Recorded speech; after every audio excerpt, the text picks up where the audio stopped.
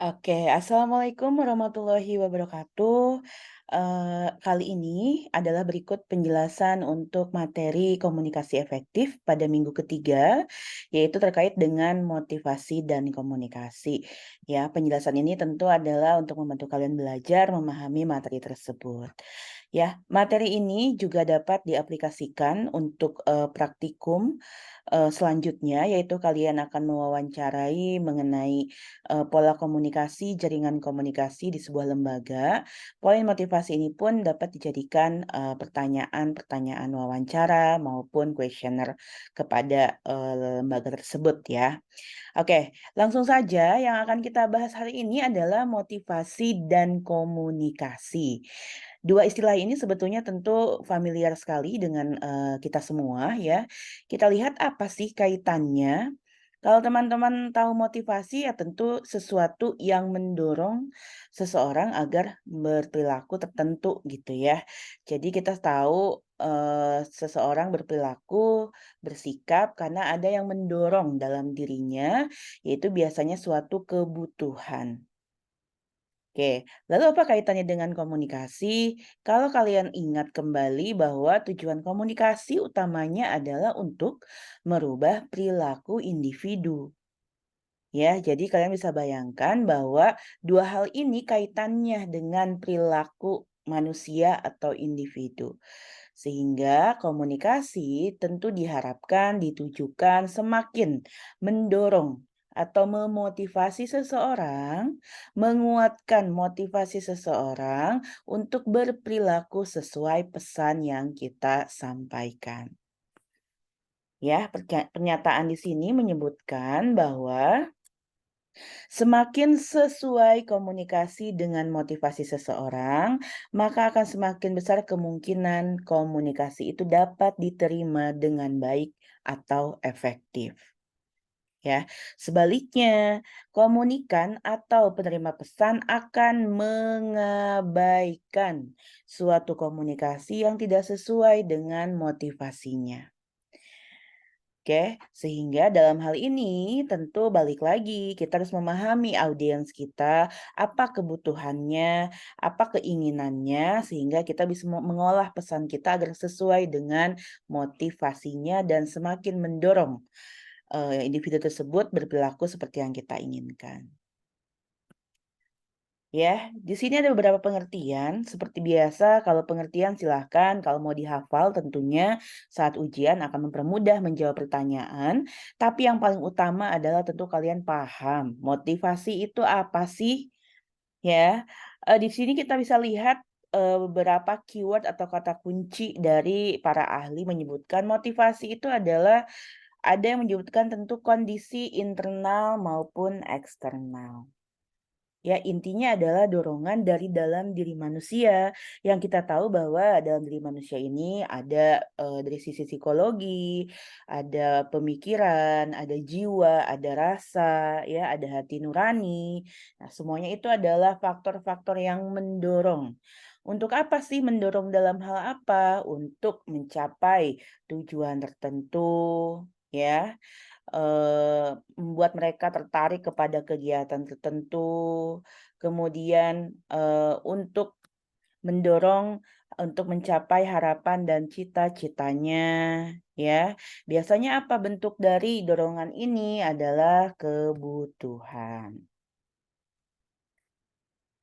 Ya, kalau seseorang butuh, kalau seseorang, perlu akan suatu hal, maka dia akan melakukan untuk mencapai tujuan tersebut atau memenuhi kebutuhannya tersebut.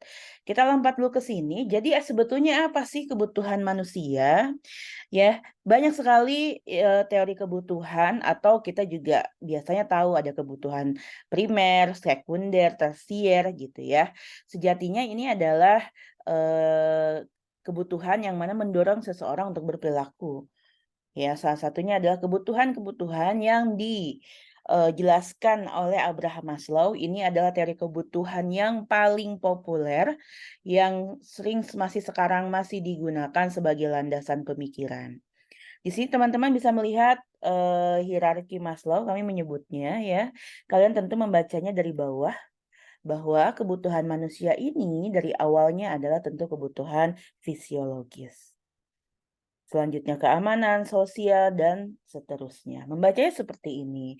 Seseorang akan memenuhi kebutuhan fisiologisnya sendiri, akan memenuhi kebutuhan fisiologisnya terlebih dahulu, seperti kebutuhan akan makan. Kalau nggak makan, orang akan mati. Ya. Setelah itu, dia juga akan memenuhi kebutuhan rasa aman. Hidup memiliki rumah, ya, tidak dalam kondisi yang mencekam, itu adalah rasa aman. Ya, ini idealnya manusia memenuhi kebutuhannya ya. Dia sudah cukup makan, dia sudah aman, maka dia bisa fokus untuk memenuhi kebutuhan selanjutnya. Ya, ini mungkin yang utamanya berkaitan dengan komunikasi, yaitu kehidupan sosialnya. Walaupun kita tahu di setiap aspeknya tentu ada komunikasi ya. Kita memenuhi fisiologis, kita butuh makan gitu ya, kita berinteraksi, kita memerlukan pakaian dan lain-lain, itu juga komunikasi tidak bisa lepas sebetulnya. Tapi tentu sosial ini berkaitan dengan rekan, teman gitu ya, pihak lain, persahabatan, tentu menggunakan komunikasi untuk berinteraksi. Ya, kemudian juga manusia butuh untuk mendapatkan penghargaan, status kalau dalam pekerjaan jabatan tertentu gitu ya. Mendapatkan pengakuan atas apa yang telah dicapainya. Oke, yang terakhir adalah aktualisasi diri, yaitu biasanya contohnya misalkan sebetulnya mereka udah terpenuhi ya, kebutuhan, upahnya, kehidupannya, ekonominya, tapi dia tetap melakukan kegiatan tersebut karena hanya untuk aktualisasi diri saja, ya. Misalkan ibu rumah tangga ya, sebetulnya dia sudah hidup sejahtera, tapi dia mungkin tetap bekerja hanya untuk aktualisasi dirinya saja, karena kebutuhannya sudah dipenuhi oleh suaminya misalkan. Ya, jadi, ini adalah bentuk dari teori kebutuhan, yang mana ini adalah menjadi pengetahuan awal kita bahwa manusia itu memiliki kebutuhan-kebutuhan, yang mana itulah yang mendorong dia untuk berperilaku. Mana yang nantinya cocok dengan pesan kita, ya. Kalau cocok dengan pesan kita, maka kita akan menyasar kebutuhan tersebut agar dia mau agar komunikasinya efektif dan dia mau berperilaku seperti yang kita inginkan. Oke, kemudian, kita balik lagi tadi memahami mengenai motivasi. Motivasi ada primer dan sekunder. Perbedaannya apa? Kalau yang primer ini adalah didasarkan pada motif-motif dasar segi biologis atau jasmani. Contohnya motivasi untuk mencari makan, rasa ingin tahu ya dan sebagainya. Rasa ingin tahu saja sudah menjadi kebutuhan dasar yang bisa menjadi kunci komunikasi kita. Misalnya kita ketika presentasi membuat orang penasaran, ya, membuat orang, ingin tahu apa sih jawabannya, apa sih solusinya. Nah, itu bisa jadi strategi komunikasi. Karena sejatinya kebutuhan orang itu ingin tahu gitu ya, rasa ingin tahu. Oke. Motivasi primer yaitu yang, dari segi biologis ya, motif dasar. Kalau motivasi sekunder adalah motivasi yang dipelajari sejalan dengan manusia itu hidup. Ya, kita hidup di suatu lingkungan, kita hidup di, lingkungan sosial yang seperti apa gitu ya, itu juga dapat dipelajari sehingga yang mendorong kita untuk berperilaku, suatu perilaku, begitu. Nah, sifat motivasi ada 2, ada yang intrinsik, ada yang ekstrinsik. Nah, kalian bisa memahaminya. In artinya tentu dari dalam, X dari luar. Ya, sebetulnya yang paling kuat adalah motivasi intrinsik yang berasal dari dalam pribadi individu, tanpa perlu pengaruh dari luar. Ya, biasanya ini sangat kuat atau buah dari kesadaran, atau memang, sangat mempengaruhi psikologinya, sehingga akan sangat kuat, dalam dia mempengaruhi, perilakunya. Motivasi ekstrinsik ini juga adalah bagian dari komunikasi kita, ya, di mana dorongan tersebut, di luar ya, atau mendapat rangsangan dari luar, ekstrinsik dari luar. Salah satunya tentu dari komunikasi pihak luar, entah itu keluarga ya, entah itu teman, motivator, dan lain-lain yang menyasar, kebutuhannya tadi. Ya, contohnya mungkin ya tentu kalau motivasi intrinsik kalian, punya pengalaman hidup yang seperti apa, sehingga kalian misalkan berkuliah saat ini motivasinya ingin membanggakan orang tua, karena orang tua kalian tahu sudah bekerja keras untuk membiayai kalian misalkan. Ya, jadi tidak ada yang menyuruh, misalkan tidak ada yang, meminta dari pihak luar segala macam, hal itu tumbuh dengan sendirinya. Kalau motivasi ekstrinsik misalkan ketika ada, kalian punya teman saat kuliah, kemudian saat kalian down atau lagi, jenuh, malas gitu ya, kemudian ada dorongan dari pihak luar yang membangkitkan kembali kebutuhan tersebut atau, dorongan agar kalian tetap berperilaku sesuai atau yang positif gitu ya. Oke, jadi ada 2 yang intrinsik dan ekstrinsik. Nah, tadi selanjutnya selain kebutuhan dasar ya, berkaitan dengan motivasi juga adalah ada, dorongan atau motif yang mendorong tingkah laku khususnya dalam kaitannya, sebuah pekerjaan atau sebuah kegiatan ya. Kalau dalam komunikasi ini konteksnya lebih ke komunikasi organisasi. Ya, ini yang nanti lebih, relate dengan jaringan komunikasi dan tugas praktikum kalian nanti ke lapangan. Ya, sebetulnya kebutuhan-kebutuhan orang perilaku dalam suasana sebuah organisasi atau pekerjaan itu yang pertama menurut teori ini adalah kebutuhan akan prestasi, kemudian juga kebutuhan untuk, akan afiliasi atau diterima, dihormati, dan kebutuhan akan kekuasaan. Ya, jadi tidak heran setiap orang berperilaku pasti ada dorongannya. Yang pertama mungkin karena ingin mencapai prestasi kerja yang maksimal. Dia fokus bekerja, mengembangkan kreativitas, dan mengerahkan seluruh kemampuannya. Buat apa sih? Agar kerjanya maksimal. Sesederhana itu, gitu ya. Kinerjanya mungkin nanti dievaluasi, kinerjanya maksimal, prestasinya ada ya, kebutuhannya memang ingin berprestasi. Ya, sehingga mungkin ini hal-hal yang akan lebih mudah ketika berkomunikasi dengan, individu tersebut karena dia pun sudah memiliki dorongan ingin berprestasi. Ditambah sehingga komunikasi kita bisa lebih efektif karena kita tahu motivasinya adalah ke arah situ, gitu ya. Kemudian kebutuhan akan afiliasi merangsang gairah bekerja seseorang untuk mendapatkan, cuman ingin diterima, ingin dihormati oleh orang lain. Ya, sehingga dia bekerja agar dia bisa diterima, dihormati oleh lingkungannya atau organisasinya. Kemudian ada juga kebutuhan akan kekuasaan, ya. Ketika dilakukan dengan hal-hal positif tentu ini adalah bukan mengarah ke arah yang negatif. Kenapa? Karena tentu persaingan juga diperlukan agar menjadi motivasi dalam bekerja atau berperilaku. Ya, mungkin nanti ketika ada yang lebih baik, dia akan mencapai kedudukan tertentu, apakah diangkat jadi manajer gitu ya. Nah, itu menjadi mendorong dia bekerja dengan maksimal karena dia memiliki kebutuhan ingin mendapat suatu kekuasaan atau jabatan tertentu gitu ya.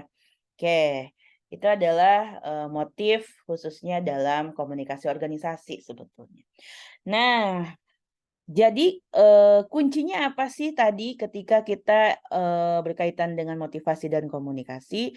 Lebih spesifik adalah komunikasinya mengarah kepada komunikasi persuasif, ya. Di mana keberhasilan persuasi sangat tergantung oleh, antara sasaran dengan faktor-faktor motivasionalnya. Apakah kita sudah memahami sasaran komunikasi kita sudah tahu kebutuhannya, kita sudah tahu karakternya, individunya, latar belakangnya ya. Kemudian pesan-pesan kita diramu untuk semakin mendorong motivasi yang ada atau menambahkan ya, tadi motivasi ekstrinsik atau menambahkan motivasi agar dia berperilaku seperti yang diinginkan. Kalian misalkan gini perbandingannya ya, ketika dalam bekerja misalkan, ada, staf yang memang dia kurang berprestasi, ya, dia hanya, bekerjanya tidak maksimal, ada juga yang karyawan yang memang dia selalu bekerja dengan baik, selalu sesuai deadline, kerjaannya selalu rapi dan bagus. Tentu, komunikasi untuk 2 orang tersebut pasti akan berbeda. Iya kan? Agar lebih efektif, ya. Kepada pihak yang tadi, individu yang sudah rajin, kita tahu mungkin kebutuhannya ketika kita telaah analisis dia, memang, terbiasa gitu ya waktu sekolah nilainya tinggi, waktu kuliah IPK-nya tinggi dan lain-lain, terbiasa latar belakang seperti itu, sehingga akan lebih mudah komunikasi untuk memotivasi atau mendorong dia berperilaku, ya. Sehingga akan lebih efektif pesannya, atau waktu yang dibutuhkan juga lebih singkat tapi efektif. Berbeda dengan yang satu lagi, misalkan ya tadi, individu A misalkan ya, lebih mudah. Berbeda dengan individu B, dia itu lebih, eee, tidak rajin, pekerjaannya berantakan, maka pesan-pesan yang kita sampaikan juga akan mungkin mengarah ke hal yang lebih memotivasional, gitu ya. Kita, beri obrolan yang mungkin lebih intimate ya, ditanya misalkan, "Ada apa? Kendalanya apa?" Ya, kemudian kenapa, tidak maksimal, apa latar belakangnya, apa kebutuhannya. Ternyata mungkin, dia terbiasa hidup dengan keluarga yang mungkin kaya raya, sehingga dia tidak merasa perlu untuk bekerja secara maksimal karena dia sudah ekonominya sudah mumpuni. Ya, jadi kita tahu permasalahannya setelah dianalisis, setelah melakukan pendekatan komunikasi interpersonal, kita bisa merancang nih komunikasinya seperti apa yang efektif. Memotivasi dari unsur lain misalkan ya, walaupun dia tidak perlu akan, dari unsur finansial, gaji ya, dan lain-lain, mungkin kita bisa sasar, mungkin dia, butuh akan tadi naik jabatan, dia senang dihormati, yang itu kita sasar. Dia akan kalau dia bekerja dengan baik, maka nanti dia bisa jadi dipromosikan atau seperti apa misalkan ya, untuk memancing agar komunikasinya efektif dan dia berubah perilakunya, misalkan jadi lebih rajin, lebih semangat karena ada motivasi yang kita tumbuhkan. Ya. Nah, balik lagi persuasi adalah sebuah proses komunikasi yang kompleks yang dilakukan oleh seorang individu atau kelompok untuk memperoleh sengaja atau tidak suatu respon tertentu dan dari individu atau kelompok lain secara verbal dan nonverbal. Serta dilakukan secara halus dan manusiawi sehingga komunikan bersedia melakukan sesuatu dengan senang hati. Ini kata kuncinya ya. Sehingga tadi, ketika kita menghadapi misalkan staf atau individu yang memang dia demotivasi atau kekurangan motivasi, tentu kita tetap dengan cara yang halus dan manusiawi. Ya, betul ya. Sehingga pendekatan komunikasinya tadi, apakah ngobrol ya, atau curhat, atau ngobrol saat, jam makan siang, begitu ya.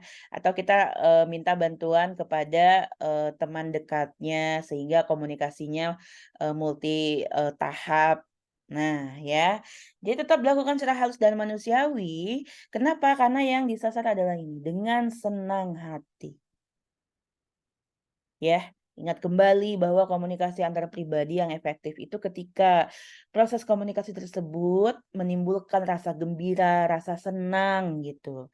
Balik lagi kalau orang udah senang, komunikan kita senang kepada kita, maka dia akan terbuka, akan mendengarkan yang kita omongin, akan memahami, mau menerima ya, karena dia juga dengan senang hati.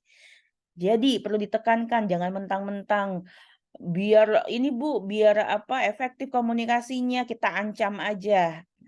Hati-hati juga, ancaman ini juga bisa jadi salah satu pilihan komunikasi, tapi di level mana, gitu ya. Apakah memang sudah berbahaya, sudah membahayakan. Nah, kalau membahayakan diri kita, bisa juga kita, memberikan ancaman dan lain-lain. Jadi lihat kondisinya dulu ya. Selama bisa secara halus dan manusiawi, tentu itu yang dilakukan. Tadi misalkan gimana ya kalau menyasar kepada individu mungkin yang memiliki kebutuhan atau motivasi berbeda-beda agar kita semakin mendorong motivasi yang positif tersebut sesuai dengan yang kita mau perilakunya gitu ya atau merubah arah motivasinya agar sesuai dengan pesan yang kita inginkan. Sebetulnya macam-macam pendekatan di sini ada 5 macam argumen. Gini loh. Misalkan kalau dia yang disasar adalah logikanya. Dia tuh nggak bisa diomongin gitu ya. Dia selalu merasa nggak logis, nggak masuk akal. Nah, misalkan kita bisa berikan argumen-argumen pesan sebab akibat, ya. Kenapa bisa terjadi kayak gini? Karena ini. Kalau tidak melakukan ini, maka tidak akan terjadi hal tersebut, misalkan. Maka itu akan masuk ke logikanya, tepat sasaran, efektif. Ya, atau misalkan pelan-pelan per variabel, per kategori agar dia memahami tidak langsung kepada intinya yang memang mungkin dia tidak setuju atau membandingkan analogi ya kalau dia memang sulit memahami dan lain sebagainya. Oke, jadi yang efektif kalian lihat sasarannya gitu ya. Ketika kalian sudah dapat cukup informasi bahwa mana nih yang dipilih? Oh, oke. Orang tersebut adalah dia yang sangat logik banget, pakai logika banget gitu ya.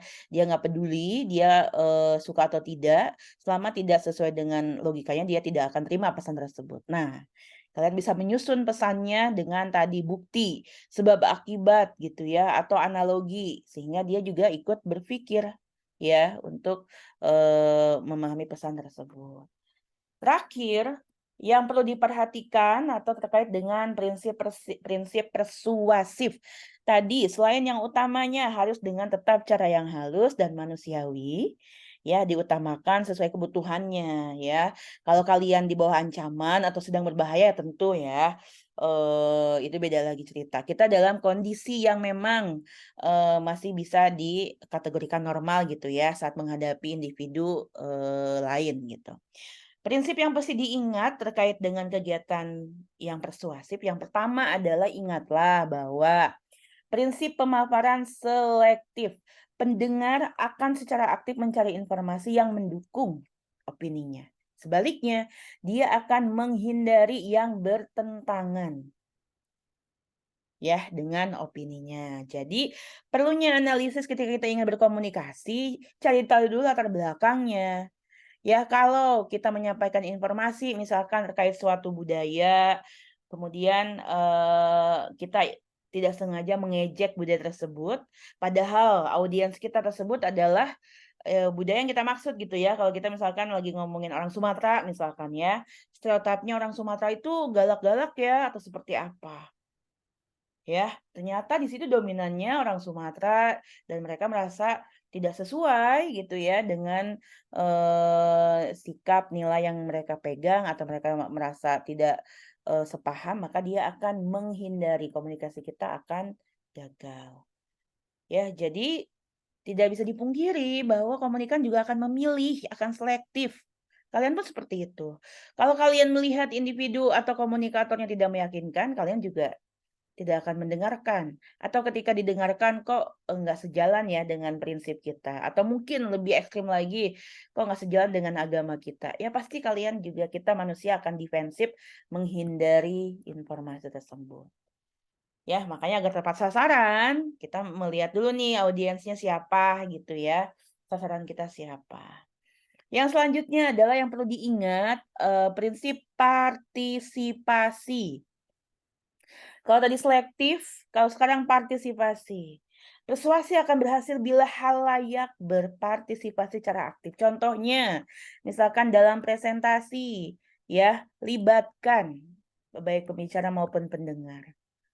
Ya, sehingga mereka merasa terlibat, mereka merasa diajak, mereka merasa menjadi sasaran pesan kita. Ya, kalau dalam presentasi misalkan, say hi, menyapa, kemudian nanti saat materi tanya jawab, atau memang sengaja membuat kuis, ice breaking gitu ya, atau berdebat, berdiskusi gitu kan dengan mereka terkait topik tersebut, sehingga mereka merasa dilibatkan, akan lebih efektif lagi, akan lebih persuasif lagi. Kemudian juga ada prinsip inokulasi. Nih, di sini adalah contohnya seperti ketika badan kita disuntikan vaksin, ya. Vaksin itu adalah kan, antitesis atau kontra dari penyakit tersebut gitu ya intinya. Kita kan vaksin itu kan dimasukin virus yang sudah dimatikan ya. Agar apa? Agar, badan kita kebal. Begitupun di sini kita berikan argumen-argumen yang memancing gitu ya. Mereka, yang menyerang dalam tanda kutip nilai dan kepercayaan mereka agar mereka mau bereaksi agar mereka mau menanggapi ya, kemudian bisa kita arahkan kepada pesan yang mau kita sampaikan. Ya, itu juga bisa dijadikan prinsip dalam membujuk persuasif. Karena tadi basicnya orang tuh ingin tahu, basicnya orang tuh ingin kebutuhan, ingin mempertahankan opininya, kekuasaannya, pemikirannya ya. Sehingga kita menyajikan kontra argumen dan kemudian menjelaskan kelemahannya ya, akan memungkinkan halayak membalas, sehingga kan itu juga feedback aktif gitu ya. Dan yang terakhir adalah meyakinkan bahwa, perubahan itu, memang kalau langsung itu akan sulit. Manusia berubah secara berangsur. Pesan komunikasi kita mungkin akan merubah mereka, perilaku mereka, tapi berangsur lebih baik ya, dibanding mungkin, perubahan yang besar, tapi dianggap berat gitu kan. Persuasi karenanya paling efektif bila diarahkan untuk melakukan perubahan kecil ya, dan dilakukan tapi, untuk periode mungkin yang cukup waktu yang lama. Karena kalau diberikan pesan yang berat dan diminta untuk berperilaku signifikan, biasanya manusia individu akan sulit. Maka yang perlu ditekankan adalah ya, walaupun kecil tapi ada perubahan. Ingat komunikasi itu kan tidak selalu efektif dan komunikasi itu kompleks. Jadi jangan juga berharap ketika kita memberikan pesan atau kita meminta sesuatu atau kita mendorong memotivasi sesuatu dia akan berubah seperti yang kita inginkan. Ya, tidak semudah itu. Sehingga prinsip persuasi adalah kerucutkan pesannya, kepada hal-hal mungkin kalau sulit hal-hal yang kecil gitu ya, pesan-pesan sederhana tapi efektif untuk dilakukan. Ya, jadi, sekian untuk penjelasan materinya, tentu membantu pemahaman kalian, silakan, pelajari juga jika ada pertanyaan nanti tentu bisa disampaikan ke saya, ya. Terima kasih semuanya. Wassalamualaikum warahmatullahi wabarakatuh.